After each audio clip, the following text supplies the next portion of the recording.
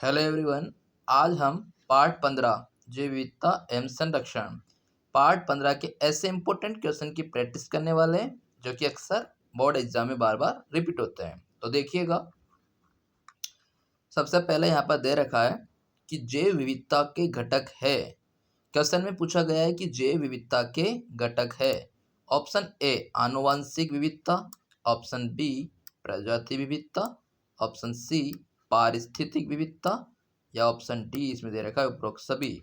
तो जैव विविधता के घटक आनुवंशिक विविधता भी होता है, प्रजाति विविधता होता है, पारिस्थितिक विविधता भी होती है और उपरोक्त सभी। तो आंसर हो जाएगा ऑप्शन डी उपरोक्त सभी।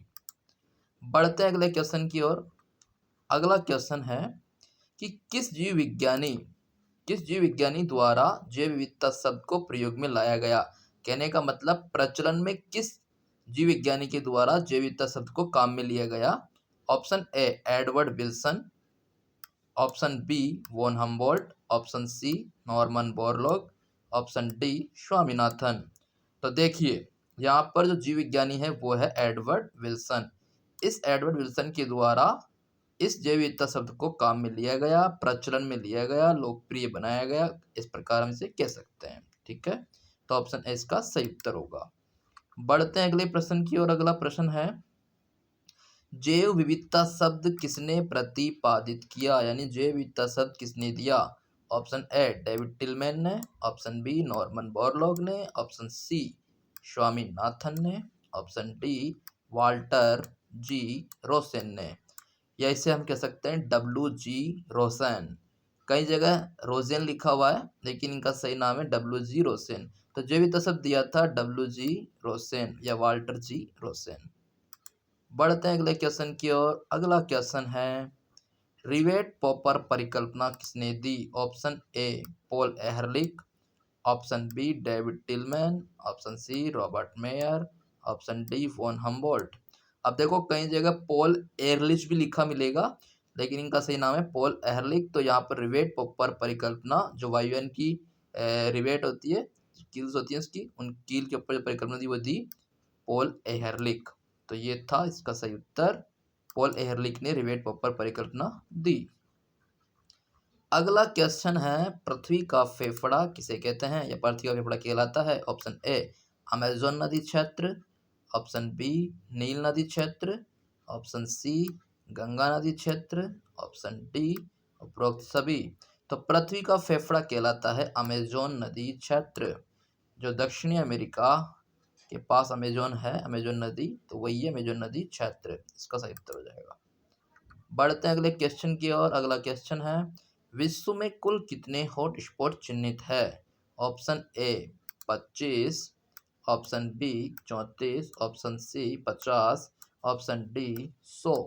तो देखिए, पहले जो हॉट स्पॉट थे वो 25 थे, वर्तमान में 34 हॉट स्पॉट विश्व भर में चिन्हित किए हुए हैं। तो इसका सही उत्तर होगा 34, 34 हॉट स्पॉट यानी तप्त स्थल। बढ़ते हैं अगले क्वेश्चन की ओर। अगला क्वेश्चन है कि निम्न में से भारत का जैव विविधता हॉटस्पॉट है। ऑप्शन ए पश्चिमी घाट, option B Sri Lanka Indo Burma क्षेत्र, ऑप्शन सी हिमालय क्षेत्र, ऑप्शन डी उपरोक्त सभी। तो भारत में 3 जैव विविधता हॉटस्पॉट है, जिसमें से पश्चिमी घाट हो गया, श्रीलंका इंडो बर्मा क्षेत्र हो गया, हिमालय क्षेत्र हो गया। आंसर हो जाएगा उपरोक्त सभी। ऑप्शन डी इसका सही उत्तर होगा। बढ़ते हैं अगले क्वेश्चन की ओर। अगला क्वेश्चन है कि सन 1992 में जैव विविधता के लिए प्रथम पृथ्वी सम्मेलन कहाँ आयोजित हुआ। Option A Rio de Janeiro, option B Canada, option C Japan, option D चीन। तो विश्व का प्रथम पृथ्वी सम्मेलन जो आयोजित हुआ रियो डी जेनेरा ब्राजील में आयोजित किया गया 1992 में। तो ये इसका सही उत्तर होगा। अगला क्वेश्चन है रणथंबोर राष्ट्रीय पार्क कहाँ स्थित है। Option A Rajasthan, option B Gujarat, option C Delhi, option D Haryana. तो रणथंबोर राष्ट्रीय पार्क जो है वो राजस्थान के सवाईमाधोपुर में स्थित है। ऑप्शन ए इसका सही उत्तर होगा। अगला क्वेश्चन है कि सर्दी से बचने के लिए साइबेरियाई पक्षी कहाँ पर जाते हैं या कहाँ पर आते हैं। ऑप्शन ए रणथंभौर में, ऑप्शन बी केवलादेव घना पक्षी विहार में, option C Sundarban, option D इनमें से कोई नहीं। तो सर्दी से बचने के लिए शायविहारी पक्षी जाते हैं, वो जाते हैं केवलादेव राष्ट्रीय घना पक्षी विहार भरतपुर। ठीक है, तो इसका बी सही उत्तर होगा। अगला क्वेश्चन है कि एक विशेष क्षेत्र में पाई जाने वाली प्रजाति क्या कहलाती है। ऑप्शन ए दुर्लभ प्रजाति, ऑप्शन बी विदेशी प्रजाति, ऑप्शन सी विशेष क्षेत्रीय प्रजाति, ऑप्शन डी इनमें से कोई नहीं।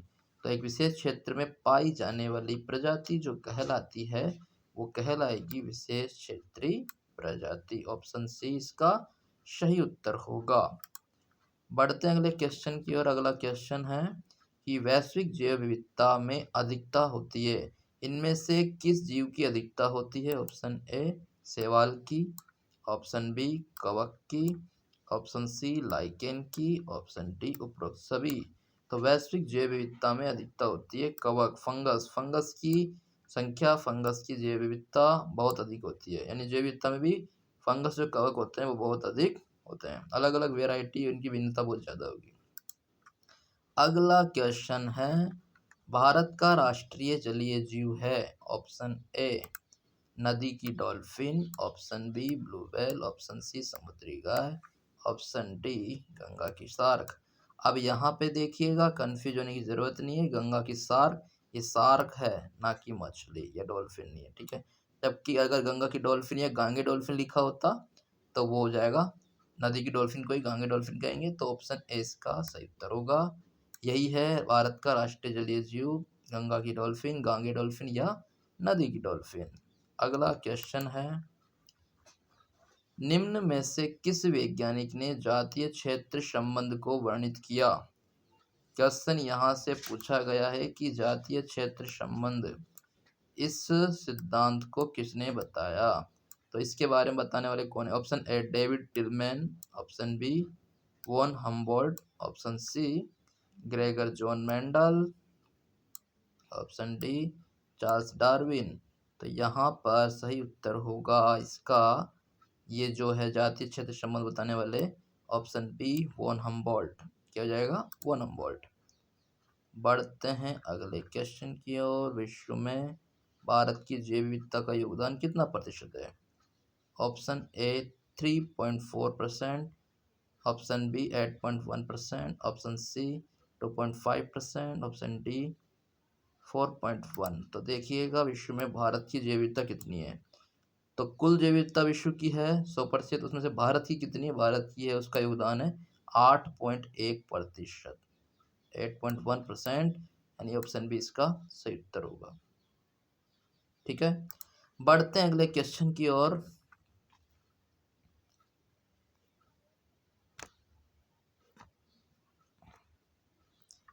कि वन्य जीव सप्ताह कब मनाया गया। ऑप्शन ए जनवरी के प्रथम सप्ताह में, ऑप्शन बी फरवरी के प्रथम सप्ताह में, ऑप्शन सी जून के प्रथम सप्ताह में, ऑप्शन डी अक्टूबर के प्रथम सप्ताह में। तो वन्य जीव सप्ताह कब मनाया जाता है। तो ये हो जाएगा अक्टूबर के प्रथम सप्ताह में वन्य जीव सप्ताह मनाया जाता है। ऑप्शन डी इसका सही उत्तर होगा। बढ़ते हैं अगले क्वेश्चन की ओर। अगला क्वेश्चन है कि विश्व पर्यावरण दिवस कब मनाया जाता है। ऑप्शन ए 2 अक्टूबर को, 2 अक्टूबर को, ऑप्शन बी 1 दिसंबर, ऑप्शन सी 5 जून, ऑप्शन डी 13 अगस्त। तो यह मनाया जाता है, देखिएगा विश्व पर्यावरण दिवस ये मनाया जाएगा 5 जून को। कब मनाया जाएगा, 5 जून। ठीक है, अगला क्वेश्चन है रेड डाटा बुक में किसके आंकड़े होते हैं। ऑप्शन ए लाल पुष्पी पौधों के, ऑप्शन बी लाल मछलियों के, ऑप्शन सी विलुप्त पौधे और जंतुओं के, ऑप्शन डी लाल पक्षियों के।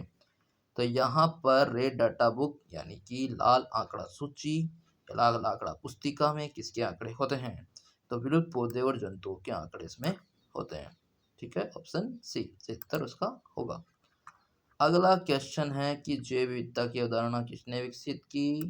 Option A Norman Myer, option B von Humboldt, option C Paul Ehrlich, option D इनमें से कोई नहीं। तो यहाँ पर जैविकता की अवधारणा को बताने वाले जो वैज्ञानिक थे वो थे नॉर्मन मेयर। ऑप्शन ए इसका सही उत्तर है। बढ़ते हैं अगले क्वेश्चन की ओर। निम्न में से किस अभ्यारण्य में एशियाई शेर मुख्य रूप से पाए जाते हैं? तो एशियाई शेर मुख्य रूप से इनमें से कौन सा अभ्यारण्य में पाए जाएंगे? Option A Jim Corbett, option B Gir अभ्यारण्य, ऑप्शन सी सुंदरबन अभ्यारण्य, ऑप्शन डी इनमें से कोई नहीं। तो ये पाए जाते हैं गिर अभ्यारण्य गुजरात। इसमें ये क्या होंगे? एशियाई शेर मुख्य तौर पे पाए जाएंगे। ऑप्शन बी इसका सही उत्तर होगा। अगला क्वेश्चन है कि लाल सूची में शामिल प्रजाति है। ऑप्शन ए विलुप्त प्रजाति, ऑप्शन बी दुर्लभ प्रजाति, ऑप्शन सी अनुसूचित प्रजाति, ऑप्शन डी उपरोक्त सभी। तो विलुप्त प्रजाति होती है, दुर्लभ प्रजाति होती है, अनुसूचित प्रजाति भी होती है। तो ऑप्शन डी इसका सही उत्तर होगा। लाल सूची में तीनों ही प्रजातियों को स्थान दिया गया है। अगला क्वेश्चन है कि दुधवा खारा राष्ट्रीय पार्क कहाँ स्थित है? Option A Uttar Pradesh, option B Madhya Pradesh, option C Himachal Pradesh, option D इनमें से कोई नहीं। तो दुधवा खारा राष्ट्रीय पार्क जो स्थित है वो उत्तर प्रदेश में स्थित है। ऑप्शन ए इसका सही उत्तर होगा। अगला क्वेश्चन है कि भारत में प्रोजेक्ट टाइगर परियोजना की शुरुआत कब हुई? Option A 1996, option B 1986, option C 1983, option D 1973। तो भारत में प्रोजेक्ट टाइगर परियोजना की जो शुरुआत हुई वो 1973 में हुई। तो ऑप्शन डी इसका सही उत्तर होगा। अगला क्वेश्चन है कि भारत का प्रथम राष्ट्रीय उद्यान कौन सा है? भारत का प्रथम राष्ट्रीय उद्यान ऑप्शन ए कान्हा राष्ट्रीय उद्यान, ऑप्शन बी गिर राष्ट्रीय उद्यान, ऑप्शन सी जिम कॉर्बेट राष्ट्रीय उद्यान, ऑप्शन डी इनमें से कोई नहीं। तो भारत का प्रथम राष्ट्रीय उद्यान फर्स्ट नेशनल पार्क कहाँ पर है? तो ये है जिम कॉर्बेट राष्ट्रीय उद्यान। जिम कॉर्बेट राष्ट्रीय उद्यान को पहले हेली नेशनल पार्क भी कहते थे, बाद में इसका नाम जिम कॉर्बेट रखा। जिम कॉर्बेट से वापस से इसका नाम अब कॉर्बेट राष्ट्रीय उद्यान रखा हुआ है। ठीक है, तो इसका सी ऑप्शन इसका सही उत्तर होगा। अगला क्वेश्चन है कि जिम कॉर्बेट राष्ट्रीय उद्यान में से किस वन्यजीव के लिए जाना जाता है? ऑप्शन ए एशियाई शेर के लिए, ऑप्शन बी बंगाल टाइगर के लिए, ऑप्शन सी एक सींग वाले गेंडे के लिए, ऑप्शन डी विलुप्त डोडो पक्षी के लिए। तो ये जाना जाता है बंगाल टाइगर। ऑप्शन बी इसका सही उत्तर होगा। अगला क्वेश्चन है कि जिम कॉर्बेट राष्ट्रीय उद्यान कहाँ स्थित है? ऑप्शन ए दिल्ली में, ऑप्शन बी राजस्थान में, ऑप्शन सी उत्तराखंड में, ऑप्शन डी इनमें से कोई नहीं। तो जिम कॉर्बेट राष्ट्रीय उद्यान जो है वो है उत्तराखंड। ऑप्शन सी इसका सही उत्तर होगा। बढ़ते हैं अगले क्वेश्चन की ओर। निम्न में से बाह्य स्थानीय संरक्षण का उदाहरण कौन सा है? बाह्य स्थानीय संरक्षण का उदाहरण कौन सा है? ऑप्शन ए राष्ट्रीय उद्यान, ऑप्शन बी वन्यजीव अभ्यारण्य, ऑप्शन सी बीज बैंक, ऑप्शन डी उपरोक्त सभी। बाह्य स्थानीय संरक्षण का मतलब है जब किसी जीव जाति को अर्थात पौधे या जंतु को उसके मूल प्राकृतिक आवास से निकालकर किसी और स्थान पर या कृत्रिम रूप से या प्रयोगशाला में कहीं और जाकर शिफ्ट करना या वहां जाकर उससे संरक्षण प्रदान करना, यह कहलाता है बाह्य स्थानीय संरक्षण। तो देखिए राष्ट्रीय उद्यान तो स्वस्थानीय संरक्षण होता है, वन्यजीव अभ्यारण्य में स्वस्थानीय संरक्षण होता है, बीज बैंक जो होता है वो क्या होगा? एक प्रकार का बाह्य स्थानीय संरक्षण होगा। ठीक है, एक्स2 कंजर्वेशन। अगला क्वेश्चन है पेवोक्रिस्टेटस किसे कहते हैं? ऑप्शन ए राष्ट्रीय पक्षी को, राष्ट्रीय पक्षी क्या होता है? मोर। ऑप्शन बी राष्ट्रीय पशु बाघ को, ऑप्शन सी राष्ट्रीय पुष्प कमल को, या ऑप्शन डी इनमें से कोई नहीं। तो पेवोक्रिस्टेटस जो वैज्ञानिक नाम है, जैविक नाम है, वो है राष्ट्रीय पक्षी मोर का। तो मोर को कहते हैं पेवोक्रिस्टेटस। अगला क्वेश्चन है कि राष्ट्रीय पशु का जैविक नाम क्या है? साइंटिफिक नेम, जूलॉजिकल नेम, या जंतु नाम क्या है राष्ट्रीय पशु का? तो राष्ट्रीय पशु को क्या बोलते हैं? बाघ। तो बाघ का जैविक नाम पूछा। Option A Panthera leo, option B Panthera pardus, option C Panthera tigris, option D इनमें से कोई नहीं। तो पैंथरा टाइग्रिस इसका सही उत्तर होगा। ऑप्शन सी इसका सही उत्तर होगा। अगला क्वेश्चन है WWF की फुल फॉर्म क्या है? WWF option A world wide fund, option B world watch fund, option C world war fund, option D world wildlife fund. तो WWF की फुल फॉर्म होगी यहाँ पर वर्ल्ड वाइल्ड लाइफ फंड, विश्व वन्य जीव कोष। ठीक है, ऑप्शन डी सही उत्तर। अगला क्वेश्चन है कि विश्व का दूसरा पृथ्वी सम्मेलन कहाँ आयोजित हुआ? ऑप्शन ए भारत में, ऑप्शन बी अर्जेंटीना में, ऑप्शन सी जापान में, ऑप्शन डी जोहान्सबर्ग में। तो जोहान्सबर्ग इसका सही उत्तर होगा, ऑप्शन डी। अगला क्वेश्चन है कि भारत में वन्य जीव सुरक्षा अधिनियम कब पारित किया गया? Option A 1972, option B 1973, option C 1974, option D 1975। तो ये वन्य जीव सुरक्षा अधिनियम जो पारित किया गया 1972 में पारित किया गया। बढ़ते हैं अगले क्वेश्चन की ओर। अगला क्वेश्चन है निम्न में से कौन बाह्य स्थानीय पादप संरक्षण में प्रयुक्त विधि नहीं है? नहीं पूछा है, ठीक है। बाह्य स्थानीय पादप संरक्षण में प्रयुक्त विधि नहीं है। तो देखो बीज बैंक तो होती है, जीन बैंक होती है, झूम कृषि नहीं होती। तो पूछा क्या उसने? नहीं है। तो क्या हो जाएगा? झूम कृषि नहीं है। अगला क्वेश्चन है कि निम्न में से कौन सी संस्था लाल सूची को प्रकाशित करती है?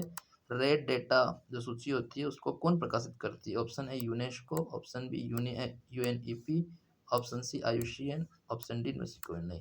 तो IUCN international union for conservation of nature, तो यह IUCN के द्वारा जारी की जाती है या प्रकाशित की जाती है।